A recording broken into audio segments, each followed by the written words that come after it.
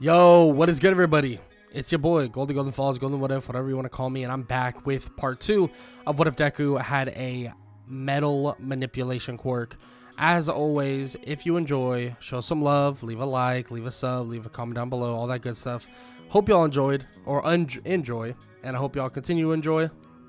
And I'm not going to waste that much more of your time. We got a lot to do and a lot to say, so let's get right into the what if. Let's get it. Deku has now finally been given a chance to take on Katsuki Bakugo. Now this is something that he's been looking forward to for a while now. Of course he's been enjoying training. Of course he's been enjoying various other things as well in terms of, well, UA. But this is what he was looking forward to. Heroes versus villains, Izuku Midoriya and Katsuki Bakugo. That's who he wants to go against. That's who he wants to take on. He wants to prove to Bakugo that nothing is a fluke, that he is so far ahead of him. Izuku would face off with Bakugo relatively quickly. And frankly, that's mostly because Bakugo just wants to take on Izuku as quick as possible as well. Him and Bakugo would face off right when the timer hits 0. Bakugo would come launching down the staircase to be face to face with Izuku, and they would stare daggers into each other, ready for conflict, ready for a fight.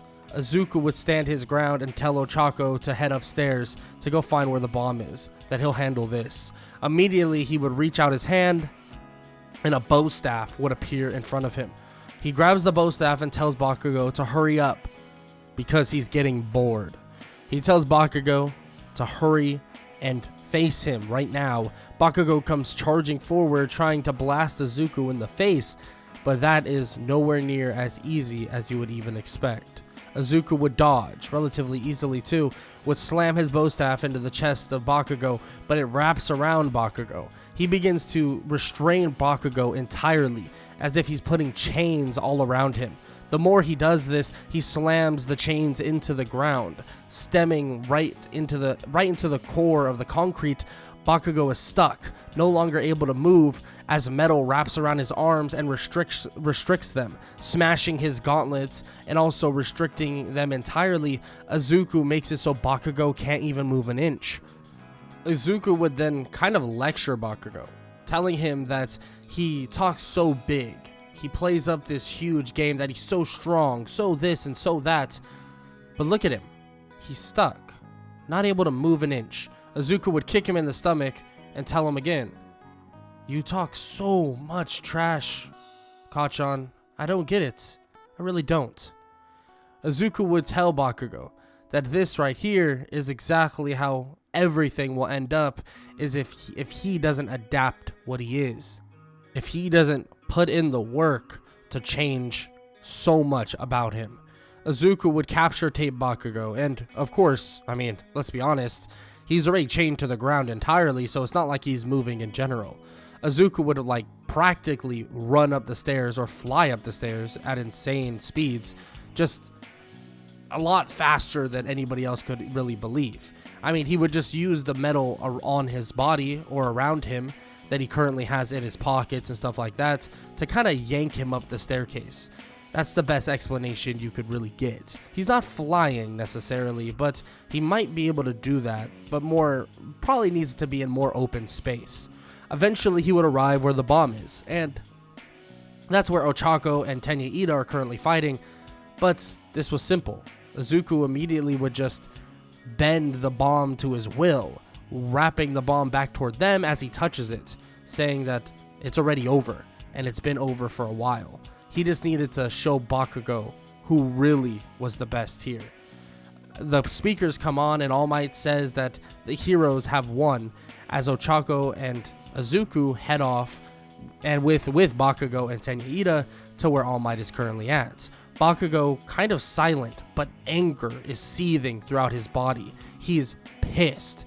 He doesn't want to be overshadowed or staged up by Izuku ever again, and he's going to make sure that never happens again. Izuku would just be standing there as All Might's just talking, telling them what they did right, what they did wrong, what they could do better, and so on and so forth. But After a while would pass, they would watch the other people go about their heroes versus villains training, and it would finally be time to head off.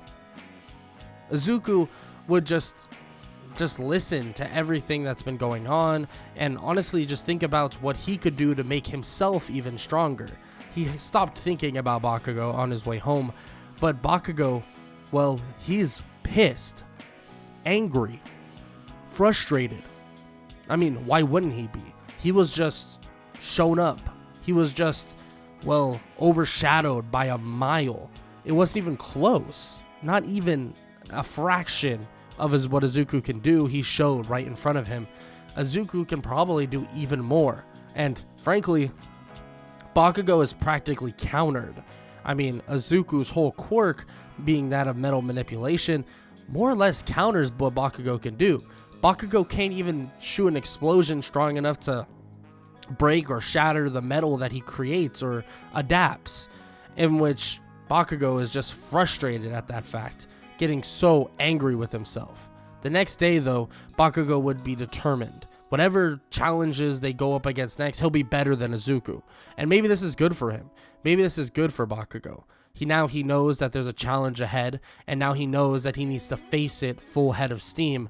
But we'll have to see in the long run if Bakugo can really make himself better from what he was comparatively in the heroes versus villains training. When they talk in the classroom, Aizawa tells them that the next thing up is the USJ. The USJ is a rescue facility, and they're going to be learning a lot more in terms of hero work. Hero work has a lot to do with rescue. You can't just fight people. That's kind of doesn't really make sense. So the USJ will teach them different scenarios. We're talking about mountainous terrains, giant buildings, fires, water lakes that have crashed boats, and so on and so forth. And Aizawa would tell them all to hop on the bus, and they would head off there relatively soon. While they're heading over there, they all talk about who they think has the strongest of the strongest quirks, in which it really comes down to both Todoroki and also, well, Izuku. Now, this is where question marks come into play. Can Todoroki counter Izuku? Well, maybe with his fire, but he doesn't even use his fire, or at least they haven't seen him use his fire, and they have no idea why he won't use his fire. In which they kind of come to the conclusion that Izuku's the strongest, because if Todoroki doesn't use his fire and only uses his ice, Izuku kind of just, well, walls him. Nothing he can do about it. But there could be conclusions that were set that, frankly, if Izuku just uses his own quirk, he might even be able to stop the fire Todoroki produces. I mean, we don't know that for sure, but I mean, we'll have to see in the near future, I guess. Izuku wouldn't really be participating in this. He would just kind of be messing around with the metal in his pockets as he kind of juggles it back and forth. Not really, nobody really even noticing as he's floating it around his head. Izuku doesn't really care about this conversation at all. All he can think about is what's to come and what's going to happen.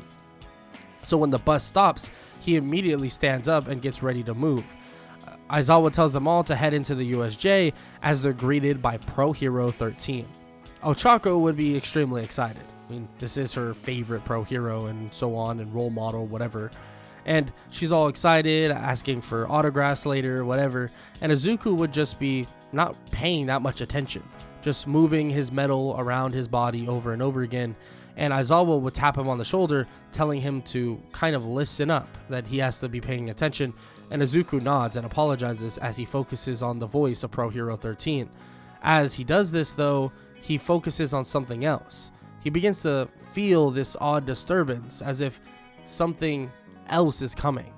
You have to realize, Izuku can sense most of the things around him. I mean, just through metal itself, right? And he feels all of this odd, well, feelings coming from this well, or this maybe a fountain in the middle of the USJ. And he's kind of off-putted by it. He doesn't know what it is, how he's feeling it. He can sense more or less everybody around him because they're all standing on pieces of metal, or all standing on stuff that has metal within it, so we can kind of get a picture of how many people are there currently. But what is going on over there? he keeps looking toward the fountain, and he's just not sure. He tilts his head and is just confused. What is going on? Why am I feeling this way? As he thinks this, though, well, the reason why shows up relatively quickly, and that's because of the villains, the League of Villains. The League of Villains would show up, Shigaraki included, and they would all begin their attack. I mean, they're looking for All Might, but All Might is currently not there.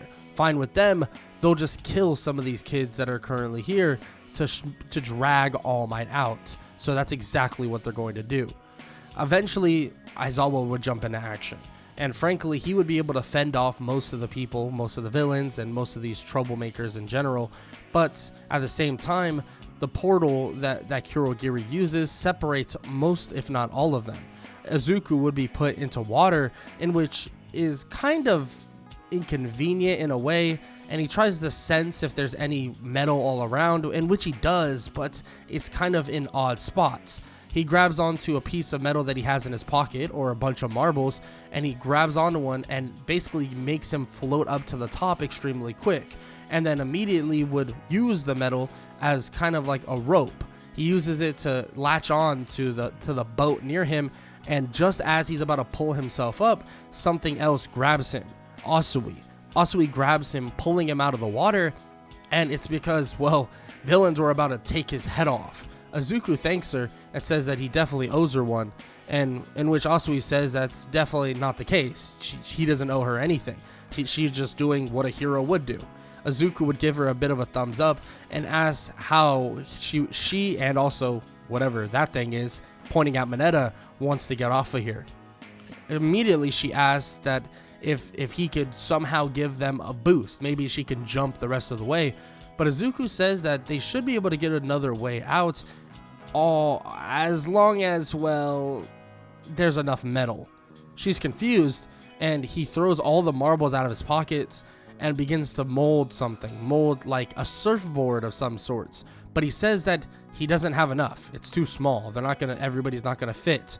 Izuku then says that, well, it's a little bit odd, but he could also try to take the metal from the boat.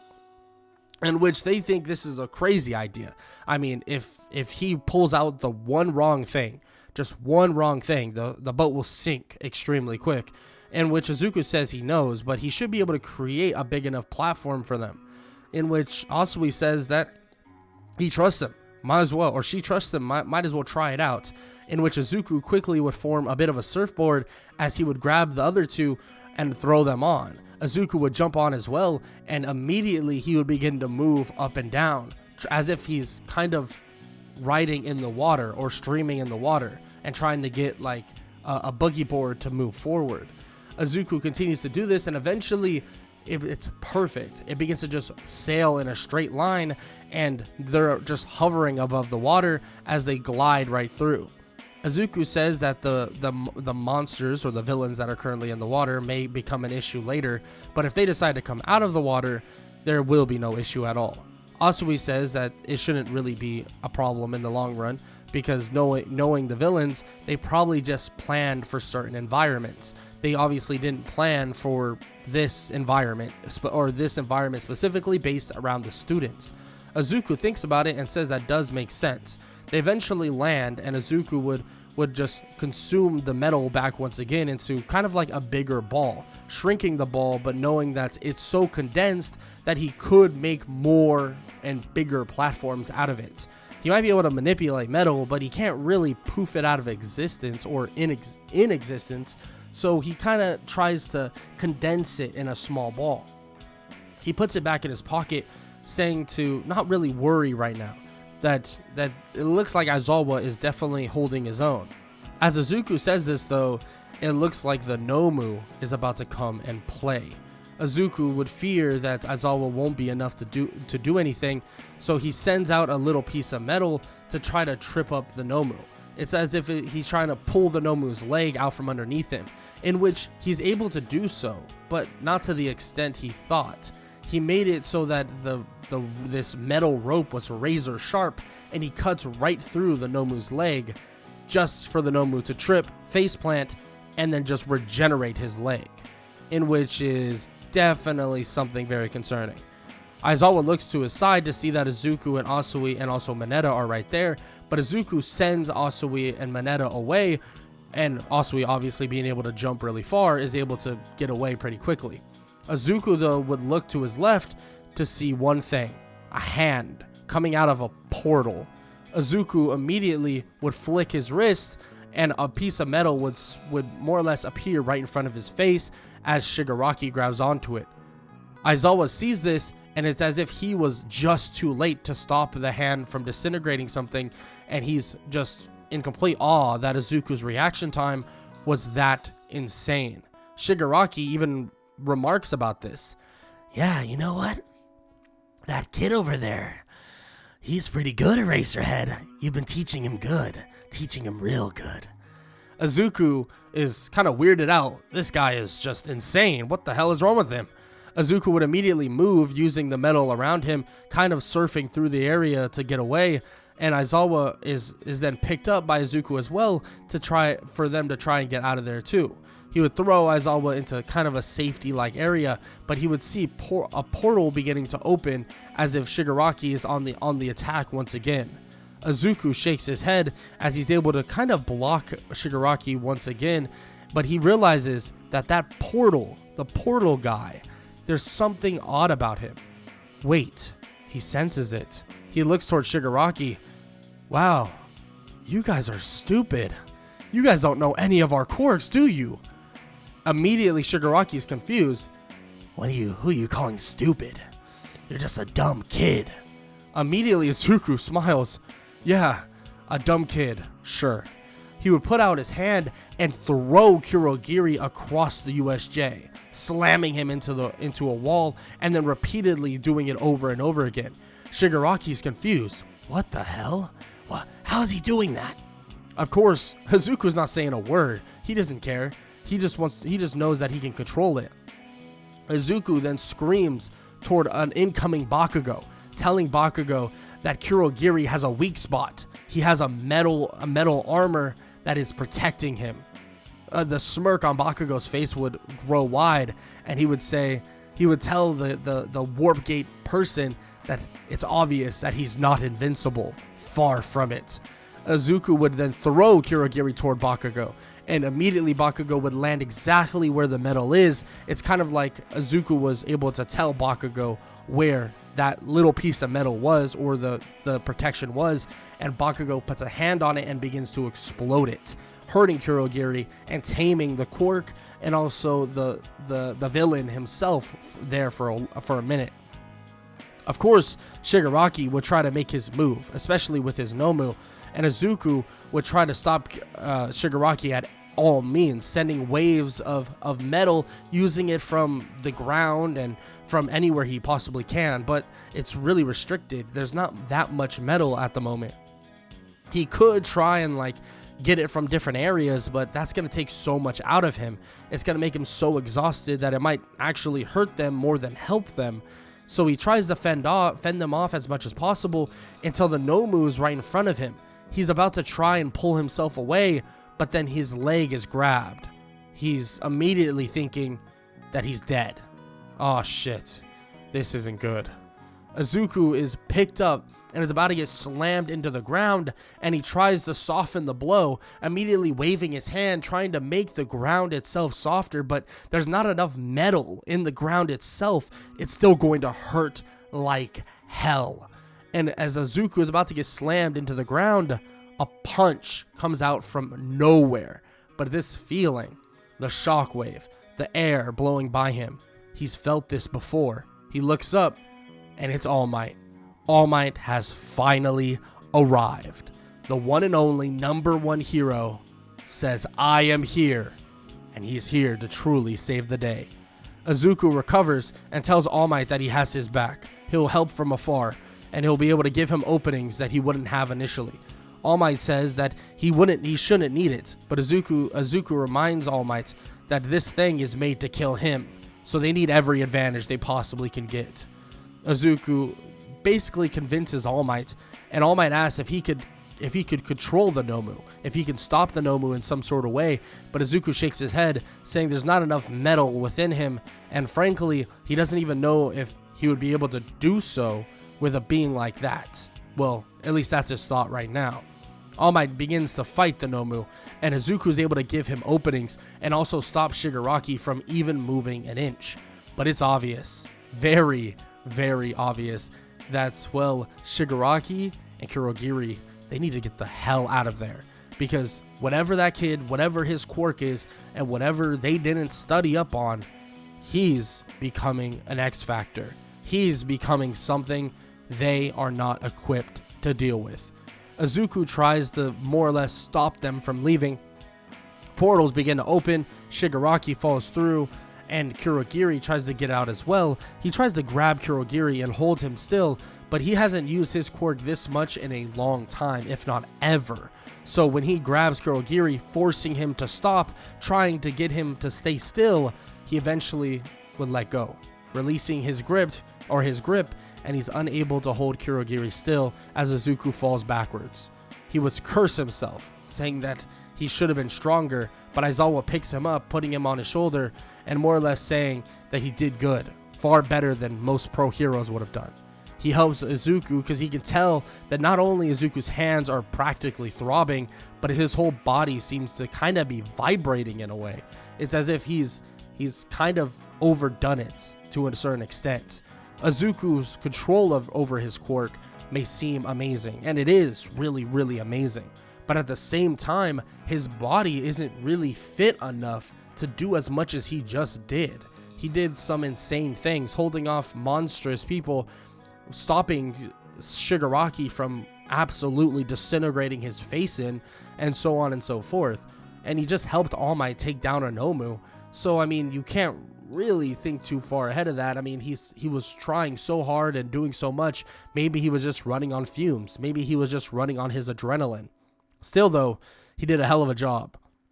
He'd be taken away to Recovery Girl, in which he would be healed, but she would say that he just needs rest time, and he should be able to get enough time to kind of relax and rest, especially with a couple days off. So everybody would get a couple days off, Izuku included, being able to rest, relax, and get prepared. And it's something he wants to get prepared for sure, because the UA Sports Festival is coming very soon. Soon and very, very soon. Izuku would hear about this, and also in the next class, after a couple days would pass, would hear what they would have to do. And actually, Izuku would have a bit of a speech.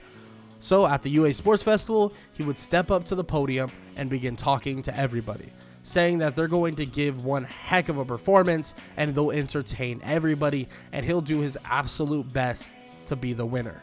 But he knows, if all else fails, that everybody will be entertained. Izuku gets a standing ovation as he walks down, and most of his classmates are basically giving him a round of applause, thanking him, thinking that he's awesome, blah, blah, blah. I mean, come on. I mean, you saw how much he did, and you heard how much he did in the USJ. And rumors spread like wildfire. So let's just say many, many, many, many people are pretty high on Izuku, thinking that he's amazing, thinking he's the best, thinking he's great, blah, blah, blah. And Izuku is happy that he's getting this attention and this recognition, so he's not too down about it at all, that's for sure.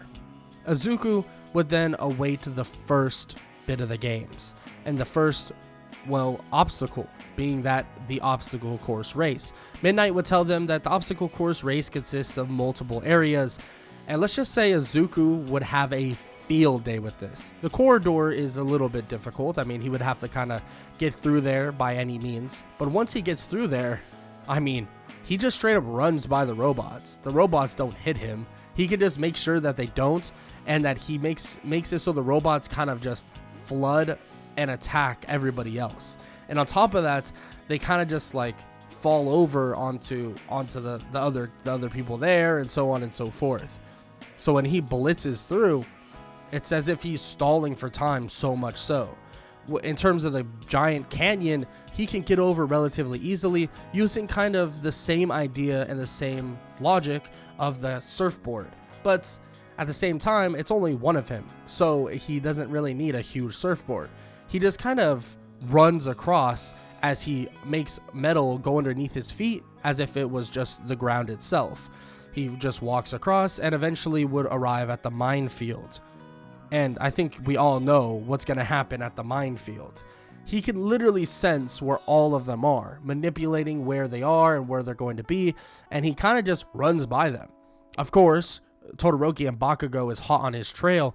Using their quirks, their quirks, they're able to kind of catch up, but there wasn't really a way for them to 100% catch up. There wasn't a way for them to really even get through, at least quicker than Izuku, because Izuku would pass the obstacle course race faster than really anyone has ever done before. It kind of just plays into his quirk so well that it doesn't necessarily matter in the long run. And in terms of the next thing, after, well, Izuku watches everybody finish the obstacle course race, it's the cavalry battle. And let's just say, yeah, he might have the 10 million points and so on, but people wouldn't be that afraid to go with him. I mean, in terms of the cavalry battle and teaming up with him, there is no fear there. I mean, Izuku's so strong. He has metal on him.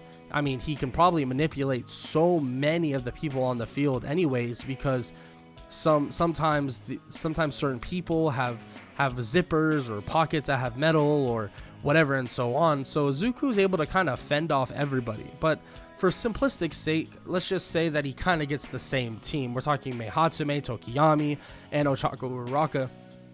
Because frankly, this team would be a solid one. I mean, the defense of this team would be absolutely insane. Izuku defending one side and Tokiyami's Dark Shadow defending the other. I mean, Tokiyami would literally be able to have Dark Shadow utilize the shade that Izuku creates with the metal that he makes as a way for Dark Shadow to be even stronger. And on top of that, well, let's just say Bakugo comes through to counter Dark Shadow, Izuku will counter Bakugo. So there is no way of defeating them in this regard. I mean, the only chance that people have to defeat Izuku is in the 1-versus-1 battles. They would keep their headband and the cavalry battle would be wrapped up and finished. Izuku has made his statement. Izuku has shown everybody what he's truly made of. I mean, come on. He didn't shy away from the obstacle course race, the cavalry battle.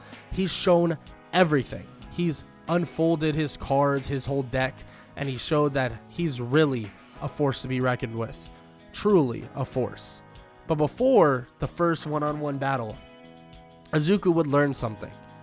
Hitoshi Shinso, someone he doesn't know much about from the general studies, has a quirk that is very, very interesting. A brainwashing quirk. A quirk that would more or less instantly win you a fight.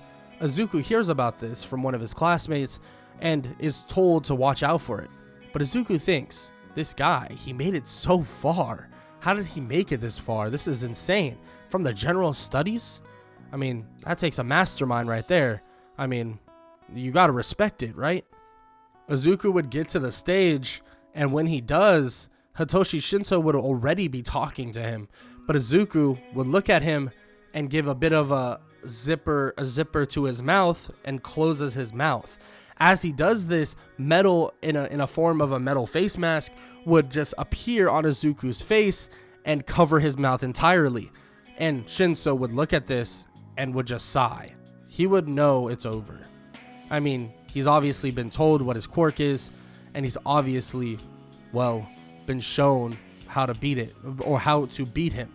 Shinso is deflated, pissed, and he tries to mock Izuku, but Izuku waves him over and tells him, and kind of waves him into kind of action.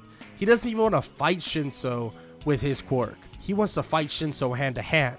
He goes to the middle of the stage and begins pointing at the ground and waves him over, and continues to point at the ground and waves him over some more. He tells him that, or more or less tells him through hand signals, that he wants to fight right now. Let's go. In which Shinso would run over as he would throw a long looping punch. Izuku would shake his head and immediately tell he has no combat experience.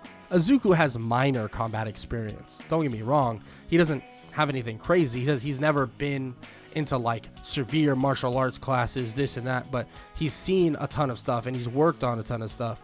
So when Shinso throws this looping overhand right, I mean, he immediately kicks him in the stomach and then follows up with the 1-2 to his face. And Izuku shakes his head and just shrugs, like, why haven't you worked on any of this? I mean, your quirk is built for brainwashing. What, you thought you were just going to lean on your quirk? This would frustrate Izuku. Kicking him in the stomach and then kneeing him in the head, Izuku would wave his hands and put his hands up as if like he's confused and frustrated with Shinso as he continues to piece up Shinso, beating him. I'm not gonna lie, he's actually hitting him pretty damn hard. He then shows Shinso that he could have done a bow staff, making a bow staff in front of him as he throws the bow staff off of the stage, and then he shows that he could have made some sort of knuckles and that he could be hitting him even harder, but he makes them disappear as well, and he shows his hands.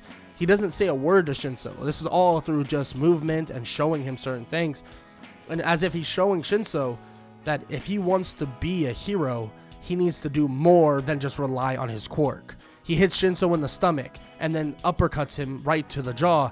And as he leads up with a side kick straight to Shinso's stomach, Shinso would more or less clench in pain. I mean, he's holding his stomach, he's looking up, and Izuku, well, he takes off his metal face mask, throwing it to the side, and then raises a hand and says he quits.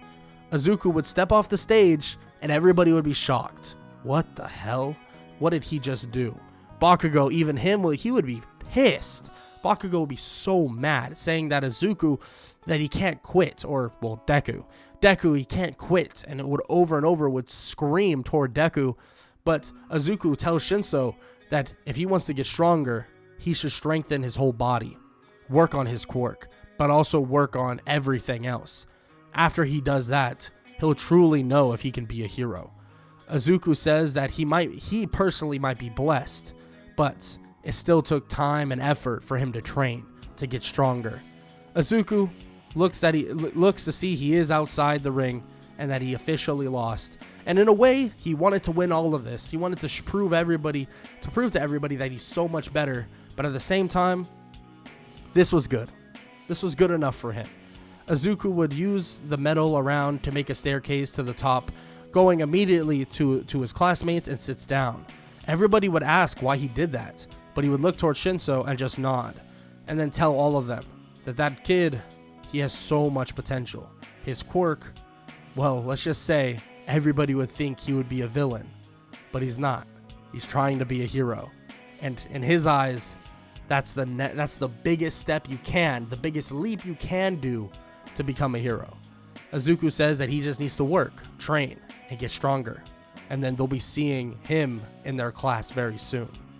But that is the end of part 2 of What If Deku Had a Metal Manipulation Quirk. If you enjoyed, make sure to show some love, leave a like, leave a sub, leave a comment down below, all that good stuff. And I hope y'all enjoyed, and I hope all y'all have an amazing day.